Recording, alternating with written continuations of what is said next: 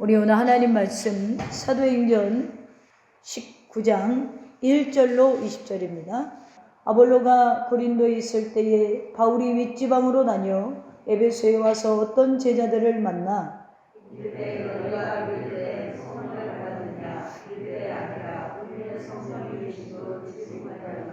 바울이 이르되 그러면 너희가 무슨 세례를 받았느냐? 대답하되 요한의 세례니라.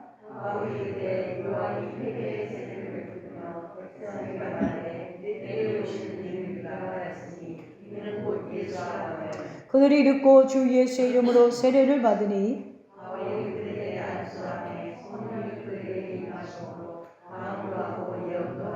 모두 12사람쯤 되니라.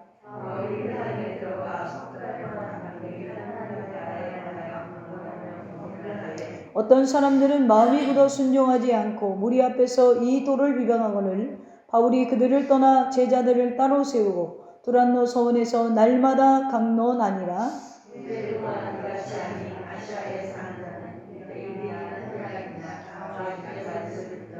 하나님이 바울의 손으로 놀라운 능력을 행하게 하시니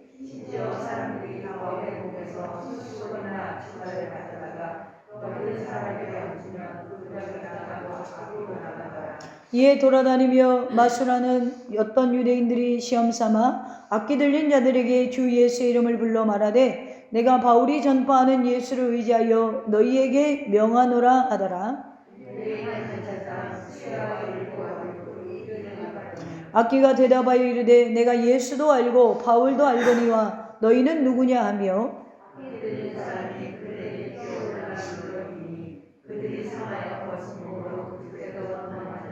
에베소에 사는 유대인들과 헬라인들이 다 이를 알고 두려워하여 주 예수의 이름을 높이고 또 마술을 행하던 많은 사람들이 그 책을 모아 가지고 와서 모든 사람 앞에서 불사르니 그 책값을 계삭한즉 은 5만이나 되더라. 주의 말씀이 힘이 있어 흥황하여 세력을 얻으니라. 아멘. 할렐루야. 오늘 하나님 말씀의 제목은 말씀만이 답입니다 라는 제목으로 저와 여러분이 은혜를 나누겠습니다. 제가 이렇게 7개를 돌아보면서 느낀 것은 말씀만이 답이다 라는 결론을 얻어서 돌아왔습니다. 그래서 제가 늘 하지만 늦어도 말씀으로 승부를 거는 더샘교회가 됐으면 좋겠고요. 더뎌도 말씀을 포기하지 않는 여러분이 되기를 주님의 이름으로 축복합니다. 구약의 이스라엘 백성들이 이 바로의 탄압에서 벗어났을 때 얼마나 힘들고 어려웠겠어요. 그들이 보이지 않는 하나님을 의지할 수 있었을까요? 그러지 못했을 거예요. 그래서 그들은 아마 모세를 굉장히 의지했을 것입니다. 그래서 모세가 죽고 난 후에 여호수아가 지도자가 되었을 때 아마 이스라엘 민족은 대혼란에 빠졌을 것입니다. 그때 물론 여호수아도 굉장히 힘들었겠죠. 가나안 정복이라고 하는 큰 사명을 맡게 되었기 때문에 굉장히 힘들었을 거예요. 그때 하나님께서 여호수아에게 반복해서 하시던 말씀이 있어요. 뭐예요? 강하고 담대하라. 그래서 강하고 담대해야 여리고성, 즉 가나안 땅을 정복할 수 있었기 때문이겠죠. 주신 사명을 감당할 수 있었기 때문이죠. 그래서 강하고 담대하라고 하는 이 말씀은 여호수아에게만 필요한 것이 아니라 모두 하나님의 사람들에게 모두에게 필요한 말씀이라고 생각합니다. 지금도 하나님은요, 하나님 나라를 확장하고 계십니다. 할렐루야. 그런데 누구를 통해서 하시죠? 그렇죠. 하나님은 지금도 사람을 통해서 역사하세요. 우리를 통해서 역사하신다는 거죠. 아멘입니까? 그런데 저와 여러분을 통해서 일하는데 우리가 담대함이 없다면 세상에 나아가서 하나님 나라를 선포할 수 없겠죠. 너희는 이미 빛이다 라고 하셨고 너희는 이미 소금이다 라고 하셨어요. 그러니까 이미 소금인데 소금이 그 맛을 잃으면 밖에 버리어 밟혀진다 라고 했어요. 그 여기에서 맛은 무엇일까요? 바로 그리스도의 생명을 말하는 거예요. 그러니까 우리가 세상에 나가서 그리스도의 생명이 있으면 담대하게 하나님 나라를 선포할 수 있다라는 거예요. 여러분, 예수님이 이 땅에 오셔서 가장 많이 한 설교가 뭘 것 같아요? 병고침? 기적? 하나님 나라예요. 하나님 나라를 가장 많이 소개하셨어요. 하나님 나라를 소개하기 위해서 비유를 사용하셨고요. 하나님 나라를 이야기하기 위해서 예수님은 기적을 베푸셨어요. 근데 우리는 뭐에만 관심 있죠? 기적에만 관심이 있고, 비유를 어떻게 하면 잘 해석할까? 수많은 연구가들이 등장을 해요. 그것이 곧 하나님 나라를 소개하고 있다고 라는 것을 모르기 때문에 그래요. 그래서 우리는 세상에 나아가서 바로 그리스도의 생명을 가지고 하나님 나라를 선포할 수 있어야 돼요. 그리고 여러분의 삶에 이 교회 위에 하나님 나라가 임해야 돼요. 여러분 이번 주는 지난주보다 교회 오기가 기다려지셨나요? 저는 매주 여러분들에게 말씀을 전하기 전에 설레요. 설레입니다. 그래서 저는 빨리 죽을 것 같아요. 왠지 아세요? 심장이 너무 뛰어서요. 누가 그러더라고요. 결혼해서 5년, 10년 사는데 뭘 남편 얼굴 보고 아내 얼굴 보면서 심장이 뛰냐. 그랬더니 나는 심장이 뛴다고 얘기했더니 누가 이런 말을 해요. 심장마비로 죽어. 심장이 매일 뛰면 심장마비로 죽는다는 거예요. 근데 저는요, 오늘도 여기서 이제 기도하면서 준비하는데 가슴이 뛰어요. 여러분들에게 설교할 거 생각하니까 가슴이 뛰어요. 제가 이렇게 표현력이 있는 사람이 아니거든요. 그런데 가슴이 뛰어요. 이게 너무너무 행복한 거예요. 제가 이번에 에베소 교회를 이렇게 돌아보면서 두란노 서원을 보면서 바울이 저기에서 정말 예수에 미쳐서 저 말씀을 미치도록 전했구나. 그래서 다른 원래 본문을 준비했는데 사도행전 19장을 가지고 나온 거예요. 여러분들도 세상에 나가서 하나님 나라를 선포할 때 가슴이 뛰셔야 돼요. 왜요? 여러분 천국의 기쁨이 우리 안에 있잖아요. 나가셔서 쭈그렁망태인가 되지 마시고 기쁨으로 하나님 나라를 우리를 통하여 지금도 확장하고 계신다는 그 설레임으로 선포할 수 있는 저와 여러분 되기를 주님의 이름으로 축원합니다. 오늘 바울을 통한 하나님의 계획하심을 믿고 마음이 담대해지고 미친 듯이 복음을 전했어요. 그런데 문제는 담대하고 강한 마음으로 혈육과 의논하지 아니하고 다메섹 도상에서 바로 복음을 전했는데 바로 변해서 하나님의 새 사람이 되어서 복음을 전하는 사람이 되었는데 복음을 1년, 2년 전하다 보니까 바울을 핍박하고 또 복음을 전하는 전도를 비방하고 반대하는 사람들이 자꾸 생기는 거예요. 바울 죽일 그 30여 명 정도의 무장단까지 생겼어요. 가는 곳곳마다 쫓아다니면서 바울을 고발하고 바울을 죽이려고 했어요. 이 사람들이. 때를 지어 다니면서 바울을 죽이려는 무리가 생깁니다. 여러분 이렇게 계속적으로 문제에 부딪히면 사람이 어떻게 돼요? 천하의 바울도요. 담대한 마음이 사라지고 두렵고 떨리는 마음으로 바뀌었어요. 바울의 이 두렵고 떨리는 마음으로 바뀌어진 것이 아덴에서부터 전도로 시작된 것인데 고린도까지 와서 고린도에 도착해서까지도 이 두려운 마음이 사라지지 않는 거예요. 근데 이런 일은 바울에게만 있는 것이 아니라 우리 모두에게 있다라는 거예요. 교회를 개척하고 복음을 전하고 나가서 전도하는데 여러분들이 전도하는데 사람들이 오지 않아요. 여러분들이 나가서 가족이 믿지 않아서 가족이 계속 복음을 전하는데 그들이 계속해서 우리를 오히려 더 핍박을 해요. 문제를 가지고 기도하는데 그 문제가 해결되기는커녕 계속해서 사방으로 우겨싸움을 당하는 것 같아요. 그럴 때 우리 마음이 어떨까요? 우리도 계속해서 이런 공격을 받다 보면 침체기에 빠지게 됩니다. 바울도 이런 침체기가 있었어요. 그래서 이게 얼마나 위로가 되는지 몰라요. 그래서 여러분 강하고 담대하라라는 말씀은요. 제가 초반에 말했던 여호수아에게만 필요한 게 아니라 우리 모두에게 필요해요. 목회를 하는 목사님에게도 필요하고 사업을 하는 사업가에도 필요하고 회사를 다니는 직장인에게도 필요한 말씀이에요. 이것이 얼마나 우리에게 중요한지 몰라요. 여러분 담대할 때는요. 사업도 막 가서 계약합니다. 그런데 마음이 쪼그라지면요, 하지 않아요. 마음이 담대할 때는요, 막 목회도요, 막 심차게 해요. 근데 마음이 쪼그라들면 내가 말씀의 위로를 못 받아요. 그러니까 그 말씀이 선포가 힘이 없는 거예요. 그래서 오늘 우리 모두가요, 말씀을 통하여서 다시 한번 우리의 처음 사랑이 불릴듯이 일어나기를 주님의 이름으로 축원합니다. 여러분, 말씀이 얼마나 중요한지 몰라요. 오늘 8절에 보니까 뭐라고 합니까? 바울이 회당에 들어가 석 달 동안 담대히 하나님 나라에 관하여 강론하며 권면하되, 바울이 뭘 설교했다고요? 바울은요, 예수님이랑 가장 흡사하게 설교했던 사도예요. 오히려 그 11제자들보다도 바울은 더 예수님을 많이 닮았어요. 바울이 설교하는 내용은 뭐예요? 하나님 나라에 관하여 이야기했다라는 거예요. 그런데 여러분, 오늘날 설교가 어디로 가 있어요? 땅으로 와 있어요. 잘못된 거예요. 설교는 하나님 나라에 관하여 이야기하는 게 정답이에요. 예수님이 그랬고, 바울이 그랬고, 제자들이 그랬어요. 그래서 오늘도 그러면 바울이 하나님 나라에 선포했을 때 어떤 일이 일어났는가?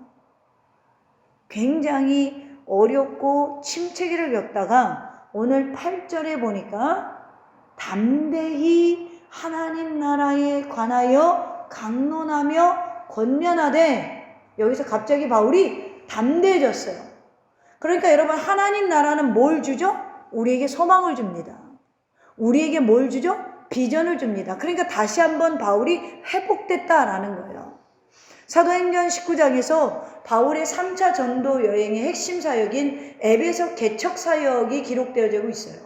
바울은 여기에 약 3년간 머무르면서 하나님 말씀을 가르쳤습니다. 이 기간에 바울의 선교 사역이 꽃피었는데요, 바울 자신이 의기소침해지고 두려움으로 복음을 전하는 일에 한계를 느꼈을 때 바울의 선택이 뭐였냐면 말씀만이 답이다.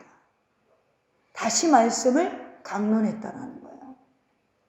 바울은 두란노 성원에서 제자들을 따로 세우고 날마다 말씀을 가르쳤어요. 그랬을 때 온 아시아 사람들이 유대인이든 헬라인이든 다 복음을 듣게 됩니다. 뿐만 아니라 마술사들이 오늘 본문에 보면 회개하고 그 책을 불태우는 역사가 일어나요. 에베소에 바울은 놀라운 복음의 능력을 경험했어요. 그래서 여러분, 에베소는 대단히 발전한 도시였어요. 그러니까 그 당시에 유럽과 아시아를 잇는 굉장히 요충지 도시였습니다. 그래서 바울은 1차 때부터 에베소에 가고 싶었어요. 근데 계속해서 하나님이 막으셨죠. 드디어 3차 때 에베소를 가게 됩니다. 그런데 가게 됐는데 막상 자기는 지쳤고요. 지금 바울이 50이 넘었어요. 힘들어요. 계속 공격을 당해요. 그런데 갔더니 입구에서부터 온갖 신들을 다 세워놓은 거예요. 그리고 사람들은 가난하지 않아요. 가난이라도 해야 복음이 들어갈 텐데, 이 당시에 여러분, 이 문화가 얼마나 발전했냐면 공중 화장실이 있었습니다. 좌변식이 있었어요. 그래서 대리석이 차갑잖아요. 노예들이 와서 먼저 앉아서 대리석을 데워놓으면 주인이 와서 볼일을 봤어요. 그 정도로 발전했어요. 그리고 수도꼭지가 있습니다. 상수도가 있고요, 하수도가 있어요. 이게 2000년 전에 여러분 문화예요. 여기에 가서 많은 사람들이 복을 달라고 이신 저신 뒷집 앞집 신을 다 세워서 그리스도의 모든 신화의 신전들이 있었어요. 이때 바울이 자기는 지치고, 여러분 이 당시에 50이라는 나이는 결코 작은 나이가 아니에요. 지금은 젊지만 이때는 이제 할아버지 되는 거예요. 그때 바울이 다시 한번 자신이 일어설 수 있는 용기와 힘을 얻었던 것이 뭐냐? 말씀이라는 거예요. 그래서 오직 말씀에 매진해서 제자들을 양성한 것이 바로 이 에베소의 두란노 서원입니다. 이걸 근거로 바울이 용기를 얻어서 로마도 보게 돼요. 다시 한번 비전을 품게 되는 역사가 일어났다라는 거예요. 여러분, 우리가 세상을 살아가면서 많은 사람들이 빠른 길로 가려고 해요. 내가 이 길로 가면 빠를까? 내가 이걸 투자하면 30배, 60배, 100배로 하나님이 돌려주지 않을까? 그래서 저 어디다 투자할까? 무엇을 할까? 무엇을 먹으면 건강해지지 않을까? 여러분, 이런 것들로 너무나 지금 세상이 너무나 빠르게 성공하려고 하고 빠르게 시간 안에 쇼부를 치려고 해요. 이럴 때 저는 이렇게 외치고 싶어요. 가장 빠른 길은 말씀에 있습니다. 가장 여러분의 인생의 성공의 지름길은 말씀에 있다라는 거예요. 그 말씀으로 우리가 회복되어졌을 때 잃어버렸던 비전을 찾게 되고 잃어버렸던 소망을 찾게 되고 잃어버렸던 처음 사랑의 뜨거움이 우리의 삶에 일어날 수 있다라는 거예요. 그래서 오늘 이 열정을 우리도 배우기를 축원합니다. 오늘 본문에 보니까 첫 번째로 복음의 진리를 전하는 바울이 1절로 7절로 등장을 하죠. 1절에 보니까 아볼로가 고린도에 있을 때 바울이 갈라디아와 부르기아 땅을 다녀 에베소에 도착했어요. 이 당시에는 아볼로파, 바울파, 예수당파 등등등 파가 갈라진 때죠. 이 아볼로는 말을 굉장히 잘하는 사람이었습니다. 그렇기 때문에 아볼로가 고린도에 있을 때 이제 바울이 갈라디아와 부르기아 땅을 다녀서 이제 드디어 3차 전도 여행지인 에베소에 도착을 합니다. 에베소는 로마 통치하에 있던 아시아의 수도였어요.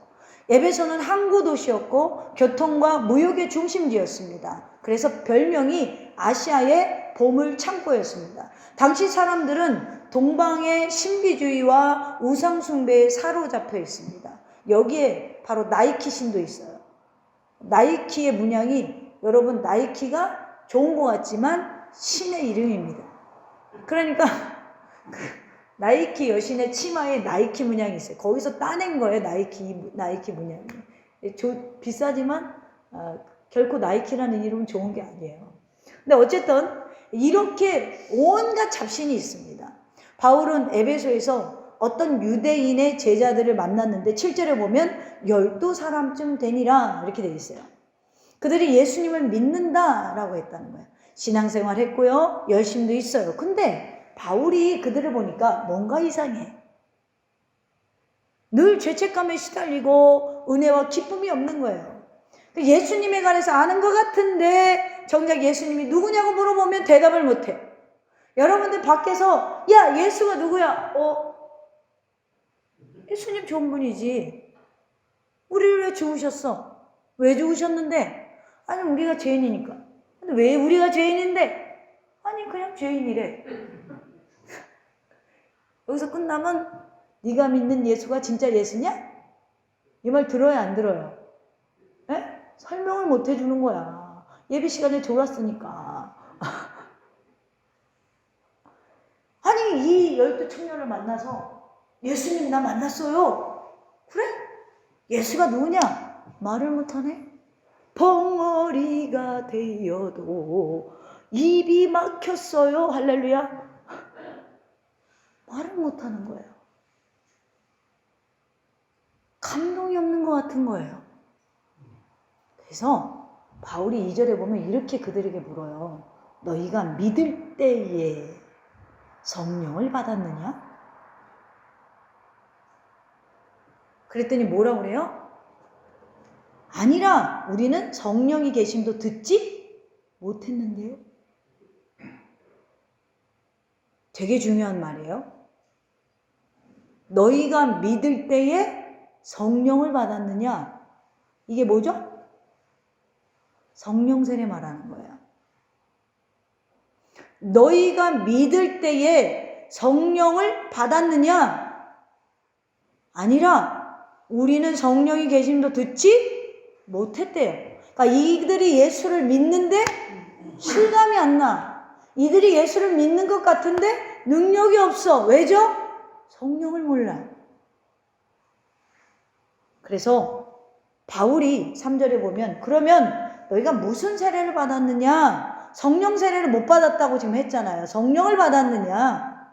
여기 성령 세례라는 단어가 없어도 3절에 보면 지금 바울이 뭐 얘기하는 줄 알죠? 대답하되 요한의 세례니라. 바울이 이르되 요한이 회개의 세례를 베풀며 백성에게 말하되 내 뒤에 오시는 이를 믿으라 하였으니 이는 곧 예수라. 그들이 듣고 주 예수의 이름으로 세례를 받으니. 할렐루야.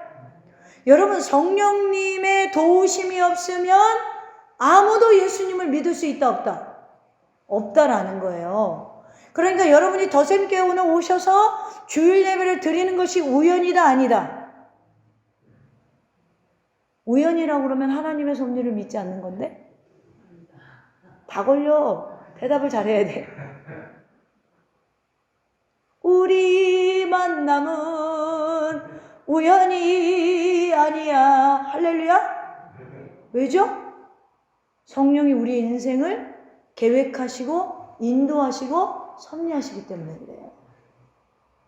그런데 이 사람들이 성령이 계심도 듣지 못했다는 거예요.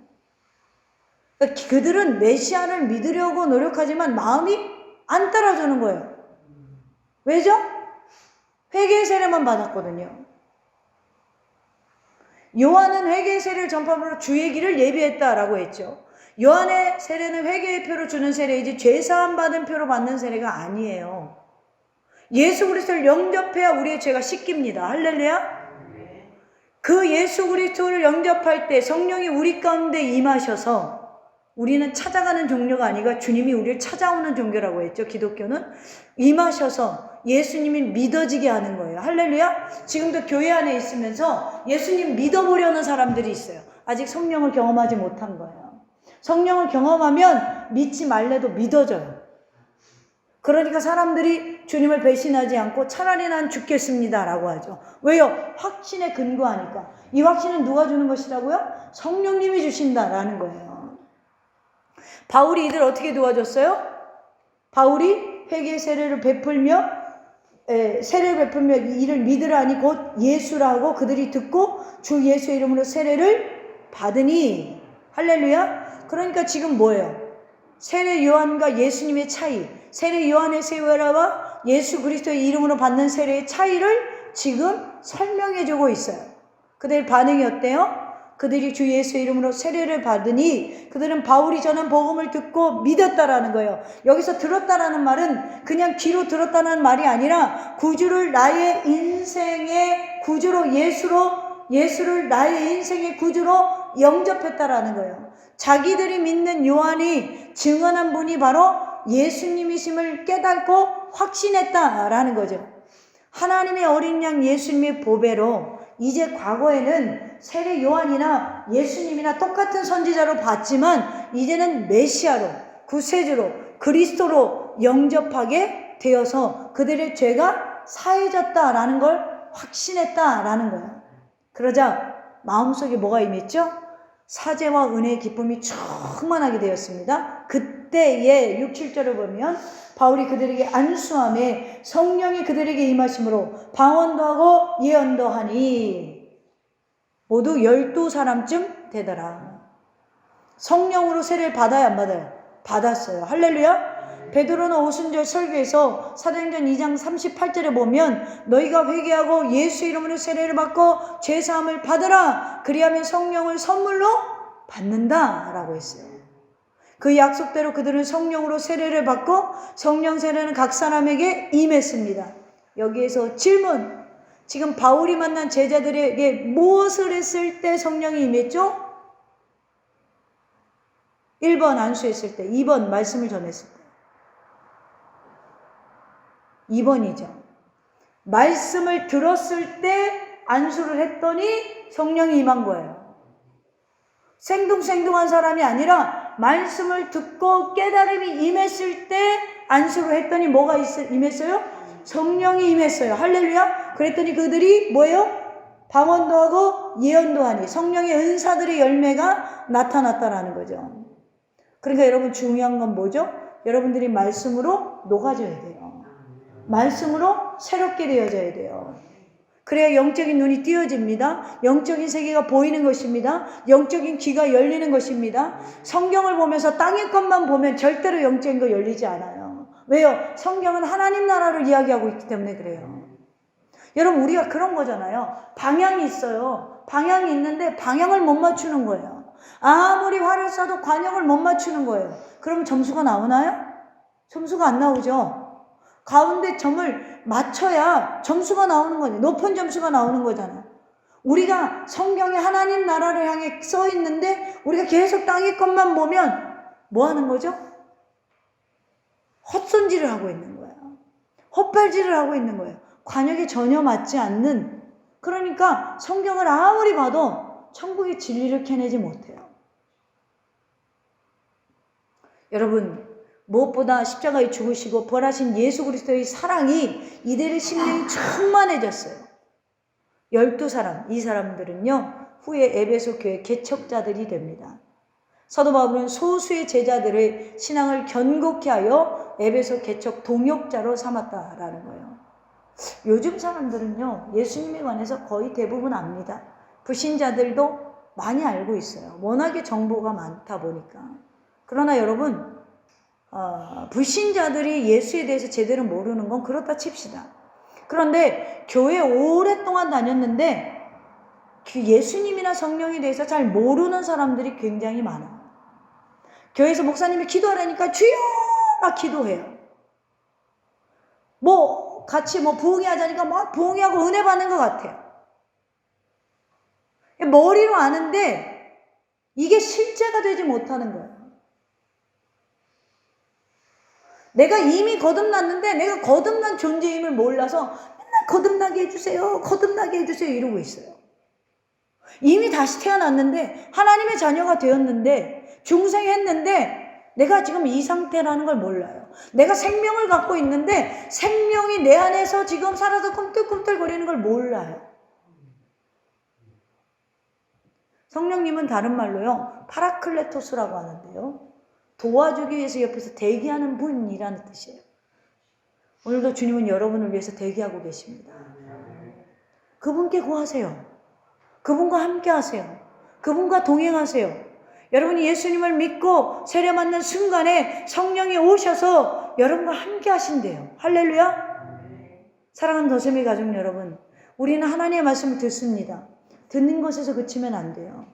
우리에게 필요한 것은 유창한 설교가 아닙니다. 믿음이 없으면 지금 예수님이 와서 이 교회에서 설교해도 여러분 못 믿어요. 바울이 살아 돌아와도 여러분 못 믿어요. 오직 말씀 안에 답이 있습니다. 여러분 이 말씀을 보면서 믿음으로 받아들이셔야 돼요. 지금 우리에게 필요한 것은 유창한 설교가 아니라요, 그 설교를 믿는 거예요. 그 말씀을 믿는 믿음이 우리에게 필요하다라는 거예요. 예수님은 제자들에게 너희를 고아처럼 버려두시지 않겠다라고 하셨어요. 그렇다면 내가 지금 혼자 아니라는 걸 믿으면 되는 거예요. 위기에 처했을 때 내가 혼자가 아니라는 걸 믿으면 되는 거예요.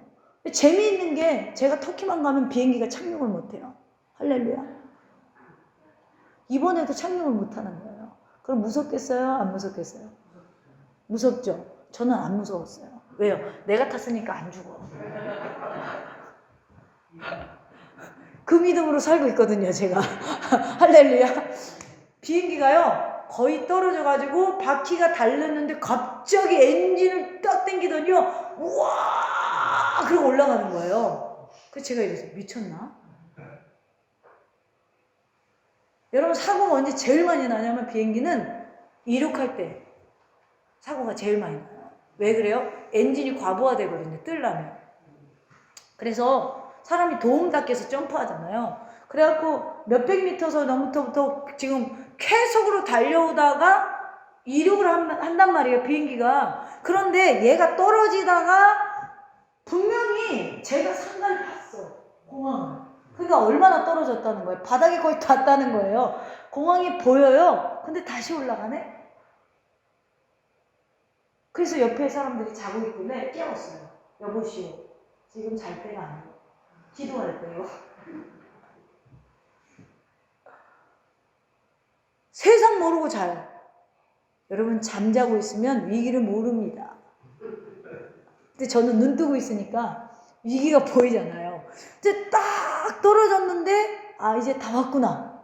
근데 얘가요 갑자기 계속 굉음을 내면서 올라가는 거예요. 딱 보니까 위에서 연날리고 있어, 비행기가. 멀미가 나기 시작하는 거예요. 꿀렁꿀렁 하니까. 먼저 번에도 45분 동안 착륙을 못했거든요. 이번에는 위에서 꿀렁꿀렁거리고 한 25분 돈 것 같아요. 그러다가 다시 돌아가지고 착륙을 하더라고요. 그때 제 마음에 두려움이 하나도 없는 거예요. 왜죠? 주님이 나와 함께 하시니까. 사명이 남았으면 살을 것이고, 사명이 없으면 우리 가족 부자 되겠지 뭐. 보상금 받아서. 뭐 그게 뭐 인생이 어렵나요? 네? 죽어서라도 버틸 수 있었죠 뭐. 그러니까 이런 게 별로 문제가 되지 않는다는 거예요. 여러분, 우리가요, 주님이 나와 동행한다는 걸 확신에 근거하면 어디 있든지 두렵지가 않습니다. 두렵지가 않아요. 제가 이번에 그 라우디가 교회 그 원형 경기장에서 왕이신 나의 하나님 이 찬양을 불렀거든요. 경비원들이 와서 째려보더라고요. 약간 잡혀갈까봐 좀 떨리긴 했는데 거기서 그러면 안 되거든요.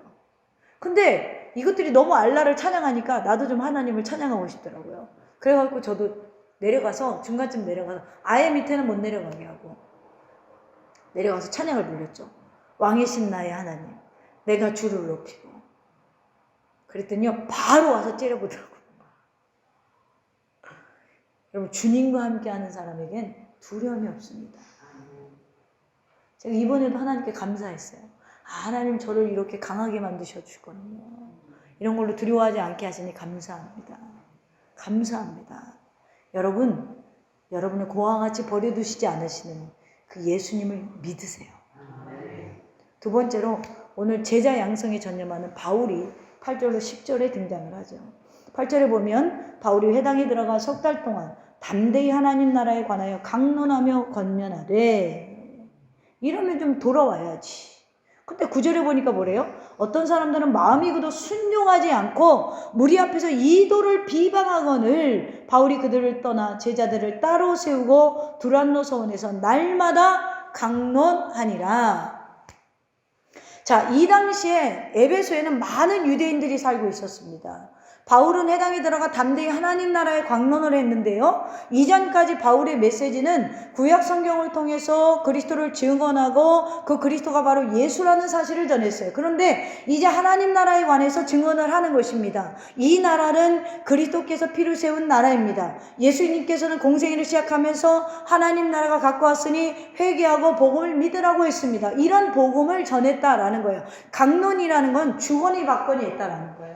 그러니까 바울이 복음을 전했을 때 어떤 문제를 제기하면 답을 해줬다라는 거죠. 그래서 계속해서 석 달 동안이나 이걸 강론했는데 오히려 마음이 굳어져서 이들이 받지 않았대요. 그래서 제자들을 따로 불러서 두란노 서원을, 여러분, 이 사람이 바울이 임대했어요. 지금으로 말하면 빌렸다라는 거예요. 그래서 두란노 서원 전체를 사용한 게 아니라요, 엄청 커요, 이 서원이. 그래서 다 사용할 수가 없고 낮에 낮잠 자는 시간이 있어요.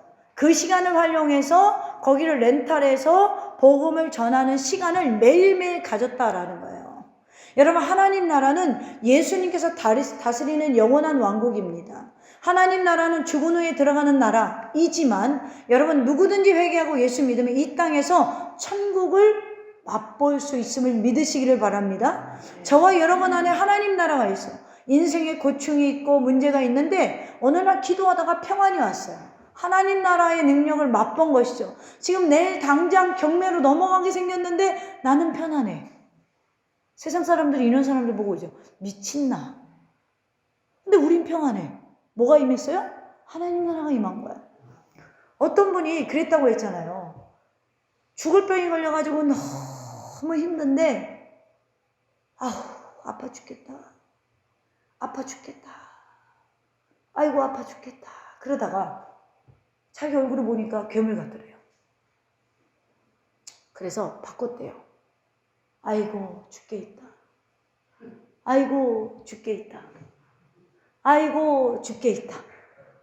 아이고, 죽게 있다. 그랬더니 얼굴이 환해지고 통증이 사라지더라는 거예요. 뭐죠? 그 고통 속에 하나님 나라를 맛보게 된 것이죠. 여러분, 이런 맛을 보셔야 돼요. 이런 맛을 보셔야 돼요.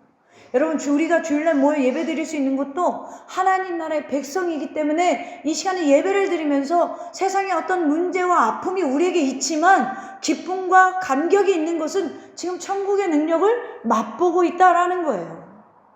에베소는요, 벽들마다 곳곳마다 신상과 신전들이 있었습니다. 얼마나 부조했는지 부촌이 따로 있어요. 7교회 중에 가장 걸어다니기 힘든 곳이 에베소예요. 얼마나 넓은지. 너무 넓어서 다 볼 수가 없어요. 바울 당시에 공중화장실이 있고 목욕탕이 있고, 여러분 대리석으로 모든 것들을 꾸미고, 뒤로는 수로를 만들고, 앞으로는 상수동화 시스템이 되어 있고, 여러분 발전해서 곳곳마다 물이 나오고 온천수가 있었어요. 이것이 바로 에베소였어요. 돈이 흔해 빠지고 재물이 흔해 빠진 곳이 에베소였습니다. 바울이 복음을 전하는 드로노서원은 너무나 크고 웅장해서 감히 자신이 여기에서 지금 강론하는 철학자들, 그 철학자들을 이길 수가 없었어요. 때때로 자신을 죽이려는 무장단의 공격에 노출되어서 숨어서 복음을 전해야 될 때 바울이 인생을 걸고 승부를 걸었던 것은 바로 오직 말씀이었다라는 거예요. 그리고 그 말씀은 하나님 나라를 선포했다라는 거예요. 여러분, 그럼에도 불구하고 마음이 완악해서 어떤 사람들은 순종치 않았대요. 저는 이 말씀이 굉장히 위로가 돼요. 그렇게 열심히 해도 왔다 갔다 하는 성도들이 많아요. 위로가 돼요. 바울도 그랬는데 우리 교회는 오죽하겠어. 바울이 전하는 천국 복음을 듣지 않아요. 바울은요, 에베소에서 지원이 끊겨가지고요, 돈이 없었어요. 제자들 양성해야 되는데 돈이 없었어요. 그래서 뭐 했냐? 아르바이트 했어요. 3개월 동안 열정적으로 복음을 전했는데, 하나님 나라를 설명했는데 오히려 많은 반대자들이 생겼어요. 그래서 방향을 어떻게 잡았냐면, 제자들을 9절 끝에 보면 따로 세우고 두란노 서원에서 날마다 강론하니라. 할렐루야. 그러니까 자기에 따르는 사람들을 따로 세우고 두란노 서원에서 날마다 강론했을 때, 바울이 회당을 떠났다는 말은 유대인들을 떠나 이방인들에게 복음을 전했다라는 거거든요.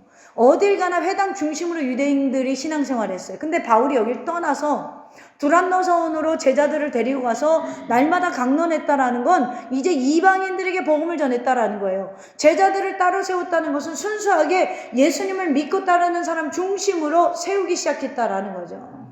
아마 이전에 성령 세례 받은 12명의 제자들이 중심이 되었지 않았을까 생각이 돼요. 이들은 요한의 세례도 알고 성령의 세례도 아는 복음의 기초가 튼튼한 사람들이었거든요. 여러분, 이들은 이 유대인의 비방을 듣고도 흔들리지 않았어요. 왜 그렇죠? 성령이 임했으니까. 할렐루야. 여러분, 우리를 담대하게 하는 능력은 우리가 아니고 우리의 기질이 아닙니다. 바로 성령님이 나와 함께 하시기 때문이라는 거예요. 이들이 바울의 가르침을 받고자 하는 소원이 간절했어요. 바울은 영적으로 소원이 충만한 이들을 따로 세우고 집중적으로 훈련하기 시작했어요. 저는 우리 더세미 지체들이 이런 정예 부대가 되기를 주님의 이름으로 축원합니다. 바울은 두란노 서원에서 날마다 강론했다. 여러분, 에베소 사람들은 두란노 서원에서 모여서 토론하고 강의도 듣고 문화생활을 그 당시에 즐겼습니다. 이때 낮 11시부터 4시까지 점심을 먹고 낮잠을 자는 시간이었어요. 그래서 프로그램 자체가 없어요. 이 시간을 빌려서 바울이 강론을 했습니다. 유대인들 눈치 보지 않고 자유롭게 하나님 나라 복음을 가르칠 수 있었어요. 8절에 강론하다라는 것은 스피크 아웃이에요. 공개적으로 설교했다는 거예요. 그러나 강론했다라는 말은 질문하고 대답하는 형식으로 가르쳤다, 강의했다라는 거예요. 바울은 그때를 회상하면서 사도행전 20장 31절에 보면 내가 밤낮 쉬지 않고 눈물로 각 사람을 훈계했다라고 해요. 바울은 당시 자비량 선교사로 이 양들을 섬겼습니다. 낮에는 다른 사람과 똑같이 일을 했어요. 앞치마를 두르고 땀을 흘리며 연극 무대를 돕는 일을 했습니다. 아마 이곳에서 아마 천막이 아니라 연극 무대 돕는 일을 했어요. 왜 그러냐면 이 당시에는 연극 무대가 복음을 전하는 무대였기 때문에 그렇습니다. 아무튼 바울이 피곤함을 무릅쓰고 일하며 말씀을 전하며 이 양들에게 자립하여 주는 생활을 가르쳤어요. 바울은요, 사실 이 모이는 장소의 임대료도 지불해야 했어요. 우리 교회만 임대료 지불하는 게 아니에요. 바울도 두란노 소원에 임대료를 지불했어요. 바울도 양떼를 섬기려면 많은 물질이 필요했습니다. 그래서 열심히 일과 사역을 병행했습니다. 남들이 낮잠 자는 시간에 여러분 와서 말씀을 가르치고 나머지 시간에 일을 했습니다. 저녁에는 여러 집을 신방하며 사도행전 20장 20절 볼까요? 유익한 것은 무엇이든지 공중 앞에서나 각 집에서나 꺼리낌 없이 여러분에게 전하여 가르치고 신방했다라는 거예요. 바울은 온 힘을 다하여 이 에베소에서 제자 양성에 전념했습니다. 그에게는 지금 사랑스러운 아내와 재롱을 부리는 아내가 없었습니다. 이미 나이는 50이 넘었어요. 당시 나이 50이면 아주 늙은 나이입니다. 그러나 바울은 하루도 쉬지 않고 제자 양성에 온 힘을 다했습니다. 그랬더니 10절을 봅시다. 19장 10절에 두 해 동안 이같이 하니 아시아에서 사는 자는 유대인이나 헬라인이나 다 주의 말씀을 듣더라. 할렐루야. 이때 어떤 일이 일어났는가? 골로새 교회가 개척되었고요. 라오디아게아, 히에라볼리 교회가 개척되었습니다. 계시록에 나오는 7교회도 이때 개척되었어요. 할렐루야. 말씀에 승부를 걸었더니 말씀이 흥왕하였더라. 아멘입니까? 여러분, 우리 교회는 작습니다. 그래서 하는 일도 작아 보입니다. 때로는 우리가 한 영을 말씀으로 섬기는 일이 매우 작은 일처럼 보입니다. 때로는 도무지 변화없는 한 사람에게 말씀을 가르치는 일이 무슨 의미가 있겠는가라는 생각도 듭니다. 그렇지만 하나님의 말씀은 살았고 운동력이 있어요. 보이지 않지만 누룩처럼 퍼져서 반드시 여러분 세상을 우리는 변화시킬 수 있습니다. 그 사역에 우리가 함께하고 있다는 것, 우리 덜생교회가 앞장서고 있다는 사실, 여러분 이 부심을 가지시기를 주님의 이름으로 축원합니다. 마지막으로 세 번째로 11절로 20절에 보면 놀라운 능력을 행하시게 하는 하나님. 11절에 보니까 하나님이 바울의 손으로 놀라운 능력을 행하시게 하니 말씀에 전념했더니 뭐가 따라와요? 이 모든 것을 더하는 것. 먼저 그의 나라와 그의 의를 구했더니 이 모든 것을 더하는 역사가 바울의 삶에 일어납니다. 어떤 일이에요? 바울은요, 에베소는요 미신의 도시예요. 마술과 미신의 도시였습니다. 그랬더니 바울이 쓰던 손수건이나 앞치마를 통해서 하나님의 권능을 나타내봅니다. 바울이 신인 줄 알았어요, 이 사람들은. 왜 그래요? 앞치마나 손수건만 만져도 병이 낫는 거예요. 말씀에 전념했더니 기적이 일어났어요. 하나님은요 엄청 자상하셔요. 사람들 수준에 맞춰주는 거예요. 이 동네 자체가 마술과 미신이 흥왕하니까 그래 그럼 수준에 맞춰줄게. 바울의 앞치마만 만져도 병이 낫는 거예요. 그랬더니 어떤 사람이 돼요? 14절에 보면 유대의 한 제사장 스니게와 7 아들도 이 일을 행하더니 악기가 대답하여 이르되 내가 예수도 알고 바울도 알거니와 너희는 누구냐? 그랬더니 올라타서 이들을 상하게 합니다. 바울도 알고 예수도 안 돼요. 성령은 동일하십니다. 여러분 가운데 성령님이 있으면 사단의 권세가 여러분을 알아봐요. 할렐루야. 무당집에 한번 가보든지. 어떤 제 동기 목사님이요, 어렸을 때 결혼해가지고 힘들어가지고 늦게 이제 신학을 온 거예요. 왜 신학을 왔어요? 이제 얘기를 할 때 이러는 거예요. 자기가 너무 힘들어가지고 무당집에 갔더니 너는 큰 신이나 믿어 나가 그러더래요. 그래서 큰 신이 뭐냐 고민을 하다가 제일 큰 신이 하나님인 것 같아서 하나님을 믿었대요. 그래서 목사가 됐습니다. 그런 분도 있어요. 그러니까 여러분 하나님은 우리의 눈높이에 너무나 잘 맞춰주시는 거예요. 에베소 사는 유대인과 헬라인들이 다 이 일을 알고 두려웠습니다. 오늘 바울이 할 때는 귀신이 떠나갔는데 병이 고쳐졌는데 이 제사장 스니게와 7 아들이 흉내를 냈더니 오히려 귀신이 이 사람을 농락했잖아요. 그러니까 바울이 진짜 예수님 사람이구나 이렇게 소문이 나는 거예요. 여러분 하나님의 일을요 정직하게 하면 하나님 반드시 우리를 높여주십니다. 아멘입니까? 그랬더니 어떤 일이 일어납니까? 18절에 믿는 사람들이 많이 와서 자복하여 행한 일을 알리며 회개했다라는 거예요. 고해성사했다라는 거죠. 그리고 19절에 보면 또 마술을 행하던 많은 사람들이, 이 동네는 뭐라고요? 마술과 미신이 많았다고 그랬죠? 마술사들이 다 나왔다라는 거예요. 그 책을 모아가지고, 마술책을 모아가지고 왔다라는 거예요. 모든 사람 앞에서 불사르니 그 책값을 계산한 즉 5만이나 되더라. 이 당시에 은 하나가 하루 품삯입니다. 5만이면 엄청난 양이에요. 근데 회개했더니 이 보물단지를 어떻게 해요? 태워버려요. 여러분, 예수님이 임하면 내게 있는 모든 것을 주께 드린 애가 실제적이게 돼요. 그래서 여러분, 이 사람들이 이걸 다 태우면서 지금 남을 속여서 평생 먹고 살았던 걸 진짜로 회개하는 역사가 일어났어요. 할렐루야. 그런데 여기에 포커스를 맞춰서 기적 설교만 하는데요. 결론은 뭐냐? 20절입니다. 다 같이 한번 읽어볼까요?